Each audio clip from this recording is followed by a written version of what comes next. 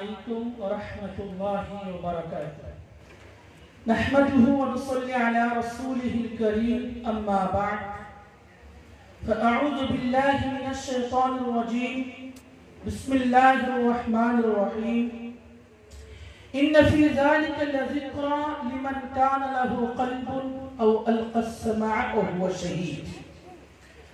وقال الله تعالى في موضع آخر قالوا لو كنا نسمع أو نعقل ما كنا في أصحاب السعير.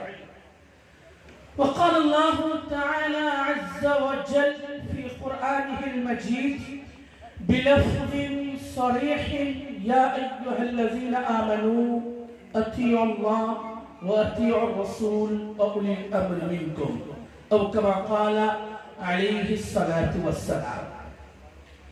وقال حبيب الله نبي الله رسول الله صلى الله عليه وسلم كن عالما أو متعلما أو مستمعا أو محبا ولا تكن خامسا فتهلك أو كما قال عليه الصلاة والسلام.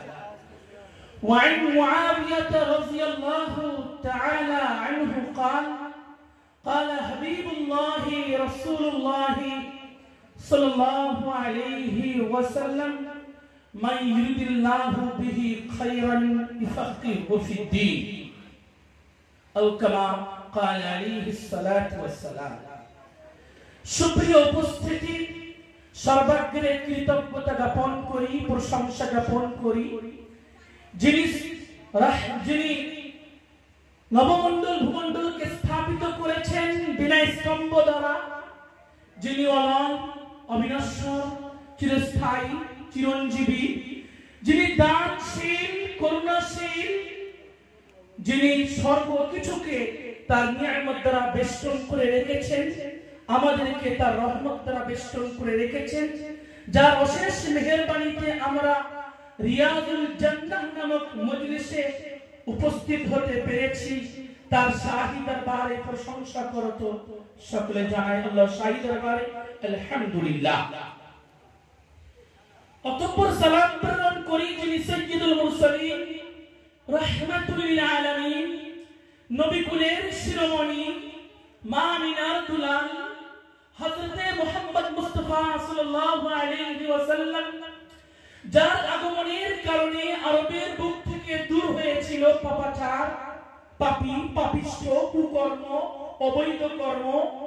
সেই শান্তির নবী, প্রেমের নবী, যিনি বিশ্বের মধ্যে শান্তির বার্তা নিয়ে এসেছেন, কোনটি বৈধ কোনটি অবৈধ সে বার্তা বিশ্ববাসীর কাছে পৌঁছে দিয়েছেন। আল্লাহ তার মাখলুকের সাথে কি চান, কি আদেশে আদিষ্ট করতে চান, কোন বিধান বান্দাদের কাছে প্রেরণ করতে চান, যার মাধ্যমে আমরা সেই সমস্ত বিধানাবলীকে পেয়েছি, তার প্রতি সালাম প্রেরণ করত সকলে বলি সাল্লাল্লাহু আলাইহি ওয়াসাল্লাম। সুপ্রিয় শ্রোতা মণ্ডলী, আমি আজ আপনাদের সম্মুখে ইলম সম্বন্ধে কিছু পেশ করার প্রয়াস নিয়েছি। আমি আল্লাহর শাহী দরবারে প্রার্থনা করি আল্লাহ তাআলা আমার মুখ থেকে কোরআন এবং হাদিস থেকে কিছু বাহির করে নিন এবং সাজালো গোছালো আকারে ফুটিয়ে তোলার তৌফিক দান করুন। প্রিয় শ্রোতা মণ্ডলী, আল্লাহ জাল্লা শানুহু কোরআনে কারীমের মধ্যে বলছেন ইন্না ফি যালিক লাযিকরা লিমান কানা লাহু কলবুন। নিঃসন্দেহে মহাগ্রন্থ আল কোরআনের মধ্যে উপদেশমালা আছে, নসিহত আছে, আদেশ আছে সেই জাতির জন্য, তার জন্য যে ব্যক্তিটি যার মধ্যে বুঝ সুঝ আছে, দক্ষতা আছে, ধর্মীয় চিন্তা ভাবনা আছে, সেই ব্যক্তির জন্য আল্লাহ বলছেন তার জন্য মহাগ্রন্থ আল কোরআনের মধ্যে উপদেশমালা আছে।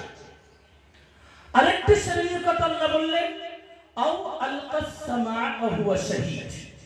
অথবা মহাগ্রন্থ আল কোরআনের মধ্যে উপদেশমালা বিদ্যমান তাদের জন্য, সেই শ্রেণীর জন্য যে শ্রেণীর মানুষেরা খুব চিন্তা ভাবনার সহিত মনোযোগের সহিত কিছু শ্রবণ করে এবং তার প্রতি আমল করে। তথা আল্লাহ জাল্লা শানুহু কোরআনে কারীমের মধ্যে দুই শ্রেণীর মানুষের জন্য উপদেশমালা রেখেছেন। নাম্বার 1 যারা আলিম শ্রেণী, নাম্বার 2 যারা আলিমের কাছ থেকে কিছু শ্রবণ করত নিজ জীবনকে অতিবাহিত করে থাকে।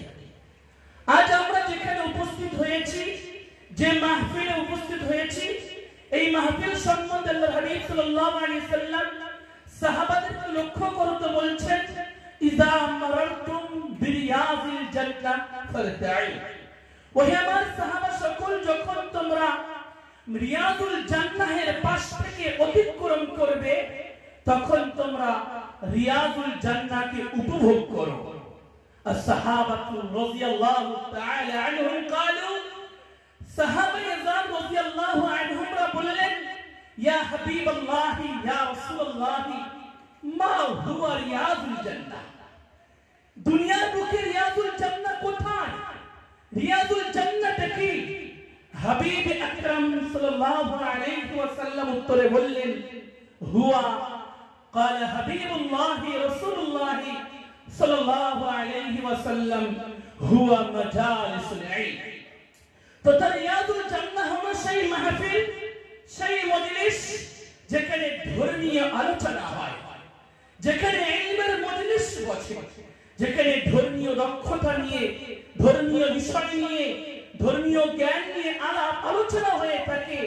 আল্লাহর হাবিব বলেন সেটি হলো দুনিয়ার জান্নাত, আর সেই জান্নাতের নাম হলো রিয়াজুল জান্নাহ।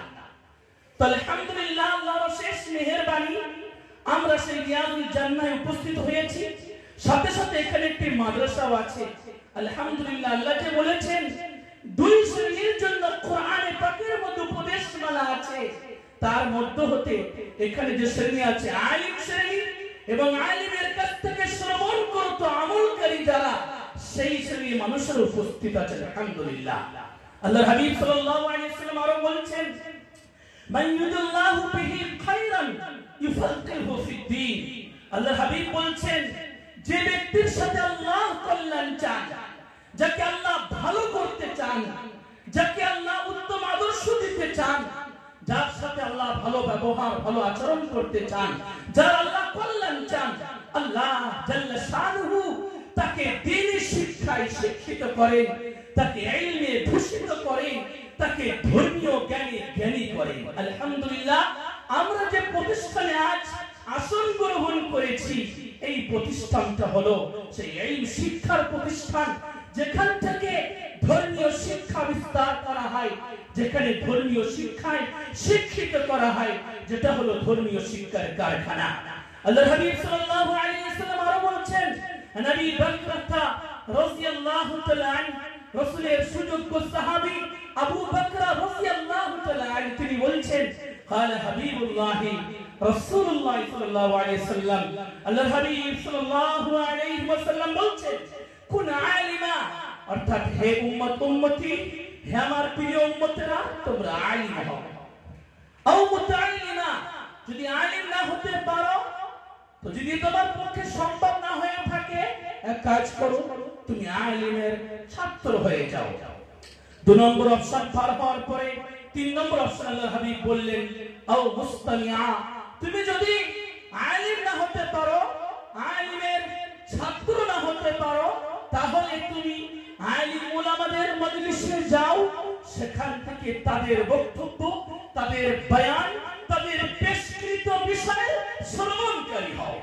আল্লাহর হাবিব সাল্লাল্লাহু আলাইহি সাল্লাম চতুর্থ অপশনে বললেন, আও মুহিব্বা, হে আমার উম্মতি, হে আমার উম্মত সকল, তোমরা যদি আলিম না হতে পারো, আলিমের ছাত্র না হতে পারো, আলিমের কাছ থেকে কিছু শ্রবণ করতে না পারো, মুহিব্বা, তাহলে আলিম প্রেমিক হও, ওলি আউলিয়ার সাথে সুসম্পর্ক রাখো, ওলি আউলিয়াদের সম্পর্কে সুধারণা রাখো, ওলি আউলিয়াদের সম্পর্কে তোমার হৃদয়ের গভীরে মহব্বত রাখো।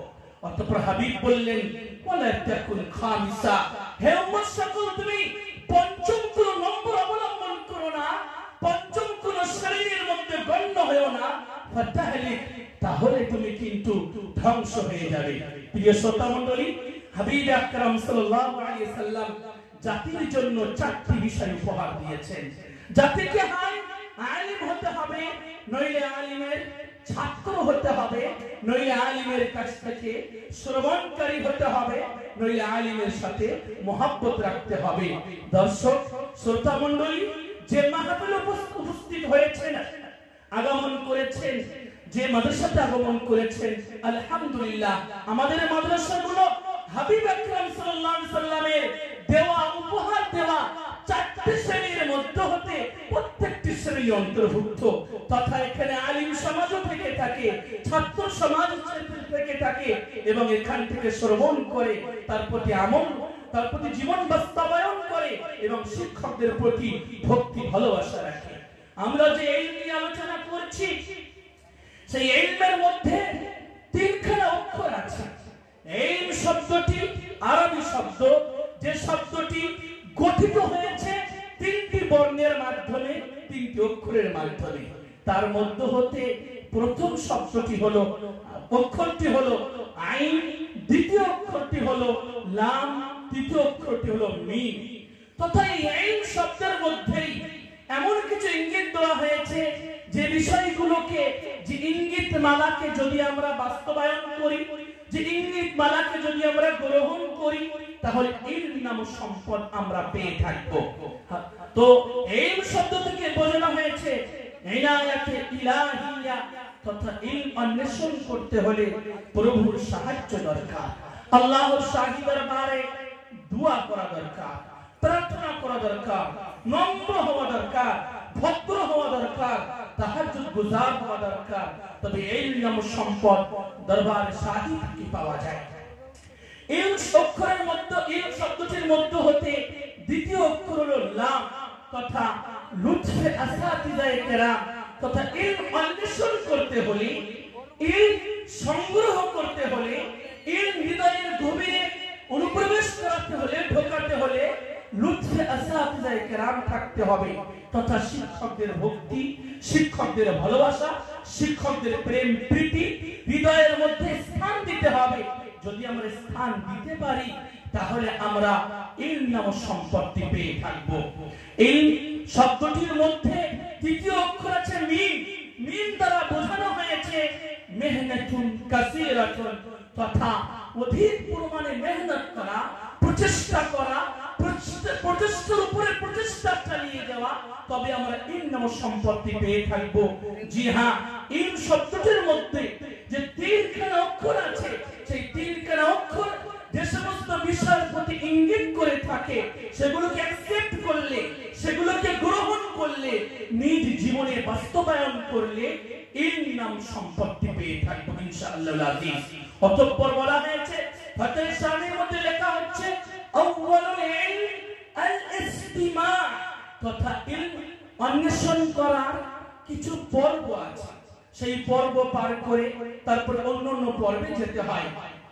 বলা হচ্ছে আউয়ালুল ইলম আল ইসতিমা, ইলম অন্বেষণ করার প্রথম পর্ব হলো মনোযোগ দিয়ে শোনা।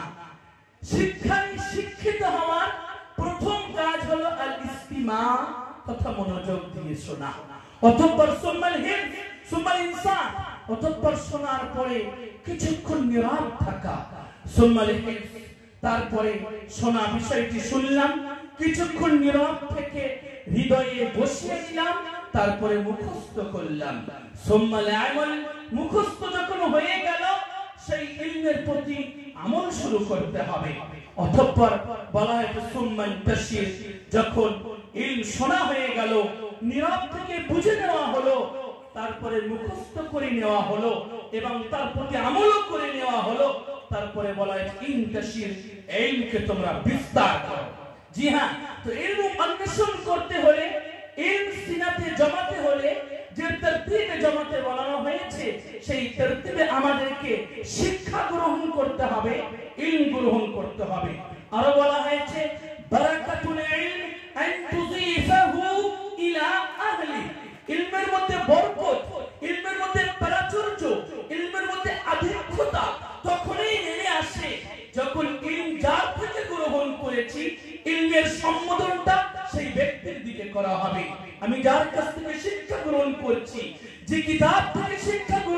করছি, যে পাণ্ডুলিপি থেকে আমার হৃদয়ে আমি শিক্ষার স্থান দিচ্ছি, সেই পাণ্ডুলিপির দিকে সম্বোধন করা, তার কথা উল্লেখ করা, যদি এমনটি করা হয়, এমনটি ঘটানো হয়, তাহলে ইলমের মধ্যে বরকত চলে আসে। ইলমের বড়ই ফজিলত। আল্লাহ জাল্লা শানুহু যে নিয়ামতটি আধিক্য হওয়ার জন্য, বেশি হওয়ার জন্য দোয়া করতে বলেছেন, সেই নিয়ামতটি হলো ইলম। আল্লাহ জাল্লা শানুহু হাবিবকে লক্ষ্য করতে বলছেন, কুল রব্বি জিদনি ইলমা। ওহে আমার হাবিব, তুমি আমার কাছে দোয়া করো যে হে আমার প্রতিপালক, তুমি আমার জ্ঞানকে বৃদ্ধি করো। এটি এমন একটি নিয়ামত যে নিয়ামতটি বৃদ্ধি করার জন্য আল্লাহ দোয়া করতে বলেছেন। অন্য কোন নিয়ামত বৃদ্ধির দোয়া করতে বলেছেন আল্লাহ, এমনটি পাওয়া যায় না। আল্লাহ জাল্লা শানুহু এই নিয়ামতকে বৃদ্ধির জন্য দোয়া করতে বলেছেন। আল্লাহ বলছেন, কুল হাল ইয়াস্তাবিল্লাযিনা ইয়ালামুনা ওয়াল্লাযিনা লা ইয়ালামুন। হে প্রিয় নবী মুহাম্মদ, তুমি বলে দাও, কখনো কি জাহিল এবং আলিম দুজনই সমান সমান হতে পারে? ইন্নামা ইয়াতাযাক্কারু উলুল আলবাব। আল্লাহ বলছেন, না, কখনো সমান হতে পারে না। বরং যারা আলিম হয় তারাই তো নসিহত গ্রহণ করে, তারাই তো কোরআন বুঝে থাকে, তারাই তো দ্বীনের প্রতি সঠিকভাবে আমল করে থাকে। আল্লাহ জাল্লা শানুহু কুল হাল ইয়াস্তাবিল্লাযিনা ইয়ালামুনা ওয়াল্লাযিনা লা ইয়ালামুন বলার পরে বলছেন, ইন্নামা প্রকৃতপক্ষে ইয়াতাযাক্কারু উপদেশমালা গ্রহণ করে থাকে উলুল আলবাব, আলিম শ্রেণী। আল্লাহ জাল্লা শানুহু নবীকে লক্ষ্য করে আরো বলছেন, ওয়াইল্লামাকা মা লাম তাকুন তা'লাম। ওহে আমার প্রিয় হাবিব, তুমি যেটা জানতে না, তোমাকে সে বিষয় সম্পর্কে অবগত করা হয়েছে। তোমার কাছে যে সমস্ত বিষয়ে ইলম ছিল না, সেই সমস্ত বিষয় তোমাকে উপহার দেওয়া হয়েছে। ওয়া কানা ফজলুল্লাহি আলাইকা আযীমা। আর হে আমার হাবিব, তুমি মনে রেখো, এই যে ইলম তোমাকে দিয়েছি, তুমি যে বিষয় সম্পর্কে অবগত ছিলে না, তোমাকে আমি অবগত করেছি, এটা আল্লাহর বিরাট বড় ফজল। প্রিয় শ্রোতা মণ্ডলী, এর থেকে প্রমাণিত হয় যারা ইলমের শিক্ষায় শিক্ষিত হয়েছে, যারা জ্ঞান উপার্জন করেছে, আল্লাহর বড় ফজল তাদের প্রতি রয়েছে। আল্লাহ জাল্লা শানুহু বিশ্ববাসীকে সর্বপ্রথম যে মেসেজ দিয়েছিলেন, বিশ্বের বান্দা বান্দীকে সর্বপ্রথম যে মেসেজে ভূষিত করেছেন, সেই মেসেজটি হলো ইকরা, শেখো, ইলম অর্জন করো, পড়ো। অতঃপর আল্লাহ জাল্লা শানুহু পরে আরেকটু গিয়ে বললেন, ইকরা তথা লেখো। বোঝা গেল বিশ্ববাসীর জন্য লক্ষ্য করো তো, সর্বপ্রথম মহিমান্বিত স্রষ্টার পক্ষ থেকে যে মেসেজ এসেছিল, যে বার্তা এসেছিল, সেটা শেখার জন্য, ইলম গ্রহণ করার জন্য, ইলম উপার্জন করার জন্য। ইলম উপার্জনের ফজিলত সম্পর্কে একটি আয়াত যথেষ্ট।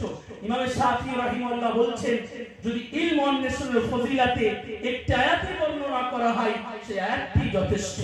আল্লাহ জাল্লা শানুহু নিজে যে বিষয়ে সাক্ষী হয়েছেন, সেই বিষয়ে ফেরেশতাদেরকে সাক্ষী করেছেন, আর সেই তালিকাতে আলিমদেরকে অন্তর্ভুক্ত করেছেন। আল্লাহ জাল্লা শানুহু বলছেন, শাহিদাল্লাহু আন্নাহু লা ইলাহা ইল্লাহু ওয়া উলুল ইলম ওয়াল মালাইকাতু ওয়া উলুল ইলম। এখানে বলা হচ্ছে আল্লাহ সাক্ষী রয়েছেন, আল্লাহ এক হওয়ার বিষয়ে, আল্লাহ ছাড়া অন্য কোনো উপাস্য নেই, এই বিষয়ে আল্লাহ জাল্লা শানুহু সাক্ষী আছেন। আরো একজনকে সাক্ষীর কাতারে আল্লাহ দাঁড় করিয়েছেন, ওয়াল মালাইকাতু, তথা ফেরেশতাকুলও সাক্ষী রয়েছেন। এই শ্রেণীতে, এই তালিকাতে আল্লাহ তাআলা আলিমদেরকেও এনেছেন, ওয়া উলুল ইলম, এবং যারা আলিম তারাও সাক্ষী আছেন। তো কত বড় বিষয়! আল্লাহ জাল্লা শানুহু যে বিষয়ে সাক্ষী হয়েছেন, ফেরেশতাকুল কে যে বিষয়ে সাক্ষী করেছেন, ঠিক সেখানেই আল্লাহ জাল্লা শানুহু আলিম ওলামাদেরকে সাক্ষী করেছেন। তো আলিম ওলামাদের ফজিলত সম্পর্কে এই আয়াতটি যথেষ্ট ছিল। ইমাম আহমদ বিন হাম্বল রাহিমাহুল্লাহ বলছেন, আন-নাস আহওয়াজু ইলা আল-ইলমি মিনহুম ইলা আত-তুআমি ওয়াস-শারাবি। মানুষকুল, মানব জাতি খাদ্য এবং পান করার দিকে যতটা মুখাপেক্ষী, তার থেকে কয়েক গুণে বেশি মুখাপেক্ষী হলো ইলমের। কেন? মানুষ দিনে একবার অথবা দুবার খাওয়া দাওয়া সরাপন্ন হয়ে থাকে।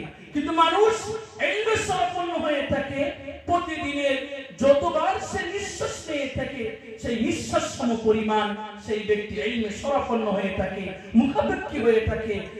আল্লাহ তাআলা আমাদের সকলকে ইলমের গুরুত্ব বোঝার, ইলম শেখার প্রতি আগ্রহী হওয়ার, ইলম শেখার ঝোঁক হৃদয়ে জন্মানোর তৌফিক দান করুন।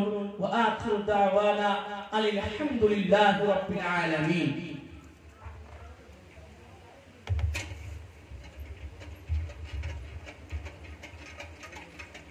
আলহামদুলিল্লাহ সুম্মা আলহামদুলিল্লাহ। অত্যন্ত ইলম সম্পর্কে একটি গুরুত্বপূর্ণ তথ্যভিত্তিক আলোচনা আমরা জনাব হযরত মাওলানা আব্দুল্লাহ সাহেবের কাছ থেকে শুনছিলাম।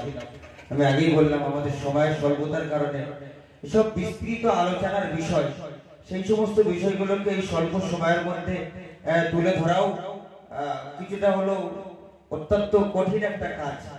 তারপরেও তিনি তার অত্যন্ত সুকৌশলী বক্তব্যের মাধ্যমে আপনাদের মাঝখানে তুলে ধরার আপ্রাণ চেষ্টা করেছেন। আশা রাখি এই সমস্ত বিষয়গুলোকে অনুধাবন করে বুঝে আমাদের এটা ভাবা উচিত যে ইলম তথা ধর্মীয় জ্ঞানের গুরুত্ব ও মাহাত্ম্য কতটা। এ বিষয়ে একটা লম্বা আলোচনার চ্যাপ্টার, যেটা এই স্বল্প সময়ের মধ্যে আপনাদের সামনে এডুকেট তুলে ধরাও সম্ভব না। যাই হোক, আমি আমাদের মাদ্রাসার ছাত্র রুহুল আমিন এবং জসিমউদ্দিন তোমাদের দুজনকে স্টেজে ডাকবো।